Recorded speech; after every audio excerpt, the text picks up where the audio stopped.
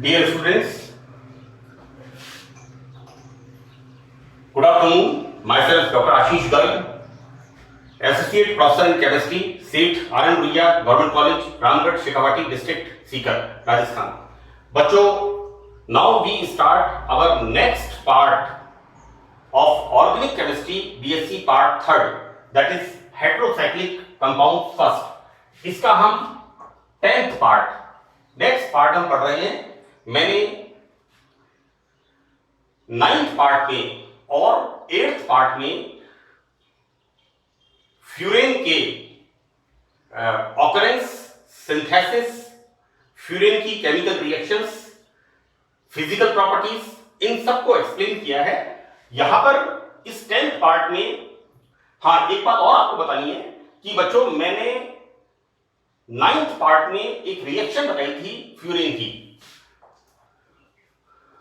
That is Mannich reaction, that is I think 9th reaction.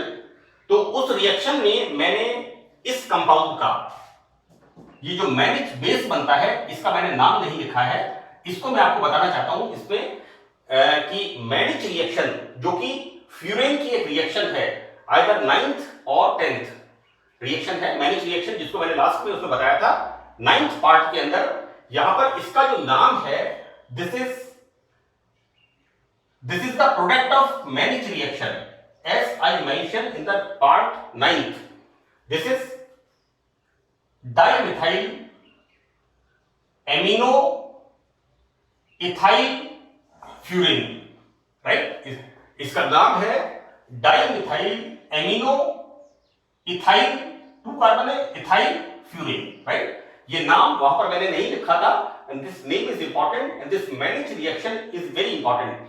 Now in this part we start structure and aromaticity of furan, right. तो बच्चों देखो, हम क्या देखते हैं कि जैसा मैंने आपको मेरे हेटेरोसाइक्लिक कंपाउंड्स के इसमें फर्स्ट पार्ट में मैंने बता रखा है कि एरोमेटिसिटी के लिए 5 कंडीशंस का होना अनिवार्य है. और ये 5 कंडीशंस क्या हैं, मैं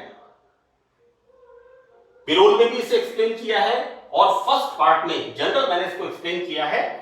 तो पहली इसके अंदर होती है कि एनी कंपाउंड इज एरोमेटिक. वो कब एरोमेटिक होगा, जब 5 कंडीशंस को फॉलो करेगा. तो इसमें पहली कंडीशन क्या है कि हकल्स रूल. तो फ्यूरेन हकल के नियम का पालन करता है. तो फ्यूरेन के अंदर हकल के नियम से इट ओबेज, इसका ओबे का मतलब पालन करता है हकल के नियम का. यानी फ्यूरेन में कितने इलेक्ट्रॉन होते हैं, 6 pi इलेक्ट्रॉन. यहां पर हम क्या रखें, n बराबर 1. n बराबर 1 का मतलब हो गया 4 + 2 6 pi इलेक्ट्रॉन. यानी फ्यूरेन में हकल के नियम से 6 pi इलेक्ट्रॉन यानी 4n + 2 pi इलेक्ट्रॉन होते हैं. अतः पहली कंडीशन एरोमेटिसिटी की, furan obeys Huckel's rule, right. कैसे होता है इसमें, this is the structure of furan. यहां पर 2 pi इलेक्ट्रॉन, यहां पर 1 इलेक्ट्रॉन, यहां पर 1 इलेक्ट्रॉन, यहां पर 1 इलेक्ट्रॉन, यहां पर 1 इलेक्ट्रॉन, मतलब 4 कार्बन पर 4 इलेक्ट्रॉन. यानी यहां पर 2 pi बॉन्ड है, इसके 4 pi electrons, 2 pi + 2 pi and 1 lone pair of the electrons from heteroatom. ये इस 6 pi सिस्टम में आता है, जैसा मैंने आपको पिरोल में समझाया था. तो इस प्रकार जो फ्यूरेन रिंग है, इसमें 6 pi सिस्टम बन जाता है. क्लियर. तो first condition of the aromaticity, that furan obeys Huckel's rule. Furan Huckel के नियम का पालन करता है और इसमें इस नियम के अनुसार इतने इलेक्ट्रॉन्स होते हैं. Now the second point is aromaticity के लिए कि it must has planar structure. संरचना समतलीय होनी चाहिए. तो हम देखते क्या है कि फ्यूरेन की संरचना मैंने यहां पर लिखा है as above. This is the structure of furan. तो furan is having planar structure. Now the third point is very important thing, these pi electrons, 2 pi and 2 electrons comes from heteroatom, these 6 pi electrons, right. So these pi electrons must be cyclically delocalized. इनका विस्थानीकरण हिंदी शब्द है इसका, ये वलय में विस्थानीकृत होने चाहिए। हम क्या देखते हैं यहां पर, वैसे मैं आपको बता दूं, ये जो हम रेगुलेटिव स्ट्रक्चर्स लिख रहे हैं यहां पर पिरोल का रिपीटिशन है, तो आपको कोई ज्यादा सोचना नहीं है। अगर आपने पिरोल के स्ट्रक्चर याद कर लिए तो आप फ्यूरिन के भी लिख सकते हैं और आप थायोफिन के भी स्ट्रक्चर लिख सकते हैं, सेम स्ट्रक्चर से। So what's going on, these electrons shifted here, these shifted here, and these two electrons, lone pair of electrons of heteroatom comes here. Now formation of this, right? यहां पर lone pair of electron वलय में आ गए, ring के अंदर आ जाते हैं, तो ऑक्सीजन के ऊपर प्लस आ गया, right? Now these electrons shifted here, these shifted here, so negative charge comes here. Now further, these electrons shifted here, this bond shifted here, so negative charge comes here, right? And further, this lone pair of electrons comes here. Now this bond shifted here and this shifted here, and the formation of this. यहां पर ये जो मैंने आपको बताया है, this, इसका मतलब यहां पर ये है कि यहां पर ये जो lone pair of electrons है, ये 1, 2, 3, 4 फ्यूरेन वलय के चारों कार्बन पर समान रूप से विस्थानीकृत डीलोकलाइज्ड होते हैं। और लास्ट में हमने क्या लिखा है, इस तरह से structure, this is the resonance hybrid. ये स्ट्रक्चर इन सब संरचनाओं को निरूपित करता है, right? So this is the positive charge, और ये चारों का 1, 2, 3, 4 इन सबको जैसे मैंने यहां पर बताया 1, 2, 3, 4, यानी चारों कार्बन पर 1, 2, 3, 4 चारों कार्बन के ऊपर नेगेटिव चार्ज को ये रिप्रेजेंट करता है। तो this is the resonance hybrid. So that third condition of the aromaticity furan पालन करता है, that pi electrons must be cyclically delocalised. Now next one is furan is showing electrophilic substitution reactions. हमने furan की electrophilic substitution reactions को भी हमने पढ़ा है। मैंने आपको बताया है कि फ्यूरेन इलेक्ट्रोफिलिक रिएक्शंस देता है। अब यहां पर थोड़ा सा ये था, मैंने आपको लिखा है कि मुश्किल से देता है फ्यूरेन, क्योंकि बच्चों ऐसा है कि इलेक्ट्रोफाइल का मतलब क्या हो गया कि कोई electron poor species, electron poor species कहां जाएगी, जहां इलेक्ट्रॉन रिचनेस होगी, जहां अमीरी होगी। भाई हम हमारे कॉलोनी के अंदर जो अगर हमें कभी जरूरत होगी तो हम अगर निर्धन हैं तो हम कभी निर्धन के पास नहीं जाएंगे, हम जिसके पास ज्यादा इलेक्ट्रॉन्स होंगे, ज्यादा पैसा होगा, हम उसके पास जाएंगे, ऑब्वियसली, राइट? तो इलेक्ट्रोफाइल यहां पर, अब सवाल उठता है कि यदि यहां पर ये जो देने वाला है इसके अंदर क्या है, ऑक्सीजन हेटेरोएटम है, तो ये कैसा है, having high electron negativity, right? नहीं देने देता, इसकी वजह से यहां पर इसकी जो इलेक्ट्रोफिलिक रिएक्शंस वो कम होती हैं, लेकिन फिर भी फ्यूरेन इलेक्ट्रोफिलिक रिएक्शंस देता है और इसको हमने अपने एग्जांपल्स में पढ़ा है। And the fifth one is furan की रेजोनेंस एनर्जी कितनी होती है, 16 किलो कैलोरी पर मोल होती है। इस प्रकार ये निष्कर्ष निकलता है, दिस इज द कंक्लूजन, ये स्पष्ट है कि फ्यूरेन एक एरोमेटिक कंपाउंड है। So that's all about the furane. Now we start our next topic, that is thiophene. Thiophene, this is the structural formula of thiophene, right? Thiophene का जो source है, that is light oil fraction of coal tar, right? जो crude oil निकलता है उस crude oil को इकट्ठा करके एक जगह स्टोरेज करते हैं तो उसके अंदर 3 भाग बन जाते हैं। एक बनता है हैवी ऑयल फ्रैक्शन जो सबसे नीचे होता है, गाढ़ा वाला, दूसरा मिडिल ऑयल फ्रैक्शन और तीसरा लाइट ऑयल फ्रैक्शन। तो जो लाइट ऑयल, यहां पर जो लाइट ऑयल फ्रैक्शन है, इस लाइट ऑयल फ्रैक्शन में कॉमनली थायोफीन पाया जाता है, राइट? अब हम देखते क्या है कि coal tar and shale oil, right? Shale oil क्या होती हैं? इनका सही शब्द है ऑर्गेनिक कंटेंट रिच,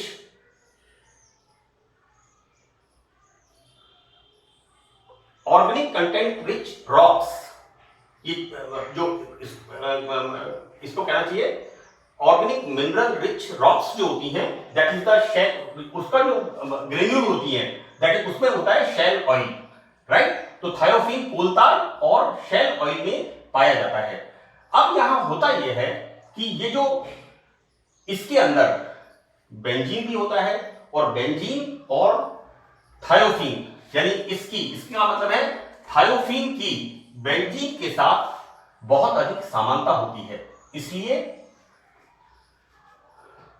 थायोफीन को बेंजीन से सेपरेट करना मुश्किल होता है, right. Now we start method of synthesis, इसके बनाने की विधि, राइट। तो first of all this is the natural occurrence, प्रकृति में ये मिलता है। तो प्रकृति में किसमें मिलता है? जैसा मैंने आपको लिखा है कोलतार और शेल ऑयल। तो यहां पर हम कोलतार के बेंजीन फ्रैक्शन, ये बेंजीन फ्रैक्शन कौन सा है बच्चों? This is the light oil fraction. Petroleum chapter शायद आपने पढ़ा होगा 12th में, मुझे नहीं पता आप सिलेबस में है या नहीं, लेकिन पेट्रोलियम चैप्टर में ये तीनों फ्रैक्शंस हैं, light oil fraction, middle oil fraction and heavy oil fraction.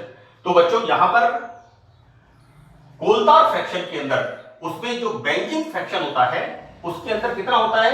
0.5% thiophene होती है, और इसके अंदर दूसरे हाइड्रोकार्बन जैसे बेंजीन, जैसे नेफ्थलीन, जैसे एंथ्रासीन, तो these are all are hydrocarbon. मैंने लिखा है अन्य हाइड्रोकार्बन, मतलब benzene, naphthalene, anthracene, phenanthrene, these hydrocarbon and toluene. Toluene क्या होता है? लाइक दिस, ये भी होते हैं, राइट। ये जो मेथड है इसको मैंने थ्योरेटिकली नहीं लिख करके इसको 3 बिंदुओं में लिखा है, ए, बी एंड सी। तो ए तो हमारा क्या है कि इसका जो बेंजीन फ्रैक्शन होता है उसमें 0.5% थायोफीन होती है, और दूसरे हाइड्रोकार्बन जैसे benzene, naphthalene, anthracene, phenanthrene, toluene भी होते हैं। अब हम देखते क्या है सेकंड पॉइंट में कि थायोफीन और बेंजीन के भौतिक गुण। यहां पर बेंजीन का बॉइलिंग पॉइंट 80 डिग्री और थायोफीन का बॉइलिंग पॉइंट 84 डिग्री, राइट। तो अब हम क्या करते हैं कि इसको डिस्टिल करके भी सेपरेट नहीं कर सकते। यहां पर हम जो करते हैं प्रभाजी आसवन, फ्रैक्शनल डिस्टिलेशन, वो नहीं कर सकते, क्योंकि यहां पर बॉइलिंग पॉइंट में बहुत कम अंतर होता है। सपोज 2 कंपाउंड्स का कॉम्बिनेशन है जिसमें एक का बॉइलिंग पॉइंट 50 डिग्री है, मैंने कहा सपोज एक का 50 डिग्री है और एक का 90 डिग्री है, तो जब हम उसको गर्म करेंगे तो पहले 50 डिग्री वाला वेपर्स फॉर्म में आकर के डिस्टिल हो जाएगा, देन उसको हम और गर्म करेंगे और जैसे टेम्परेचर 80 प्लस होगा तो हम 85 डिग्री वाले को सेपरेट कर लेंगे। That is the fractional distillation. इस तरह से हम अलग करते हैं। लेकिन यहां पर क्या होता है, इन दोनों के बेंजीन का इतना 80 डिग्री एंड थायोफीन का 84 डिग्री, ये इतने नजदीक होते हैं कि फ्रैक्शनल डिस्टिलेशन से इन्हें सेपरेट करना मुश्किल होता है, राइट। अब सबसे इंपॉर्टेंट चीज ये आती है कि थायोफीन को जब कंसंट्रेट H2SO4 के साथ मिला करके उसको स्टिरिंग करते हैं, अच्छी तरह से उसको हिलाते हैं, शेक करते हैं, तो क्या होता है कि बेंजीन का सल्फोनेशन नहीं होता, यानी बेंजीन से इस तरह का कंपाउंड नहीं बनता है, जबकि थायोफीन के साथ इस तरह का कंपाउंड फॉर्मेशन होता है, right. This is the thiophene 2 sulphonic acid. तो यहां पर ये तो बनता है लेकिन बेंजीन सल्फोनिक एसिड नहीं बनता। तो सबसे बड़ी आसानी क्या होती है कि जो बेंजीन सल्फोनिक एसिड होता है उसको हम क्या करते हैं, स्टीम डिस्टिलेशन से थायोफीन प्राप्त करते हैं। तो यहां पर ए, बी एंड सी, ये तीन बिंदु इस विधि को समझाने के लिए पर्याप्त है। Now second method from acetylene. So what's going on when acetylene and H2S इसको हाई टेम्परेचर पर, यानी ये इतना हाई टेम्परेचर है कि ये दोनों, ये तो ऑलरेडी गैस होती है और H2S भी गैस होती है, और इसको हम किसके ऊपर पास करते हैं? Alumina. This is river sand जो हम मकान बनाने के लिए काम में लेते हैं, एल्यूमिना Al2O3 के ऊपर पास करते हैं high temperature, then thiophene is formed. So this is the preparation, this is the acetylene react with H2S at high temperature in the presence of alumina catalyst and formation of thiophene. So this is the second method from acetylene. Clear? Now in the third method from N-butane. This is 1, 2, 3, 4. Right? This is the N-butane. तो N-butane को sulphur के साथ high temperature पे, it's very very high temperature, right, इसके साथ गर्म करते हैं, तो यहां क्या होता है? इससे बनता है थायोफीन। राइट बच्चों, ऑर्गेनिक केमिस्ट्री में 100 डिग्री के बाद अगर टेम्परेचर होता है तो कोई मैकेनिज्म काम नहीं करता। फॉर एग्जांपल, हम बात करते हैं कि किसी भी रिएक्शन की क्रियाविधि, राइट, मेरे पैर में चोट लगी हुई है और मेरे से चला नहीं जाता, और अचानक एक पागल कुत्ता मेरे पीछे भागेगा, तो मैं सर पे पैर रख के दौड़ लगाऊंगा चाहे मेरे पैर में चोट लगी हुई है।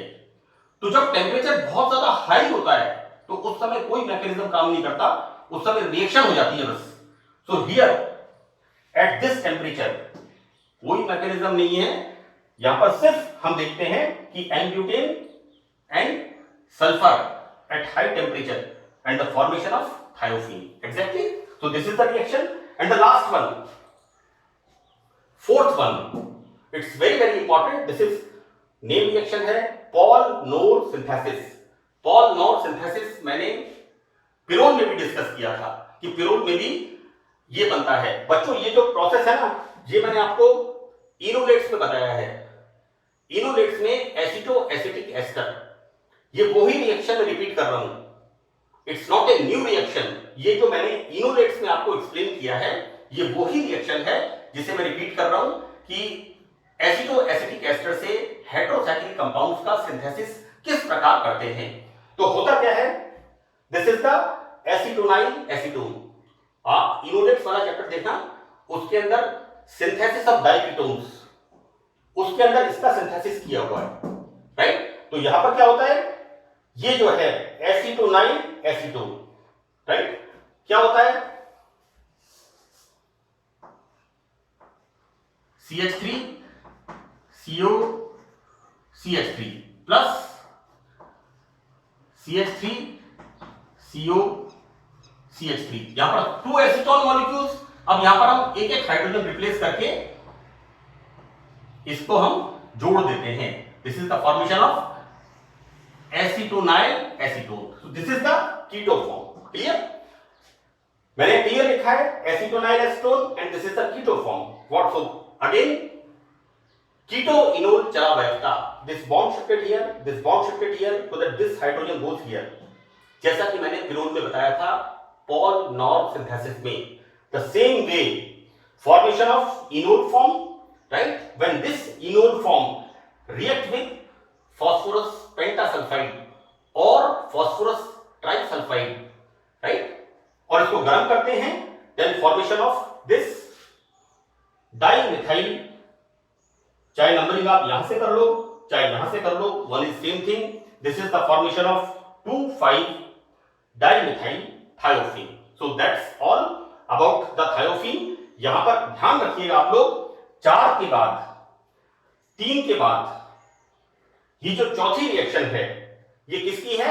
थायोफीन के बनाने की विधि है बच्चों, है ना, क्योंकि मैंने यहां पर एक लाइन खींच दी है, यहां पर ये फ्यूरेन का एंड है। So that's all in the part 10th। So thank you very much.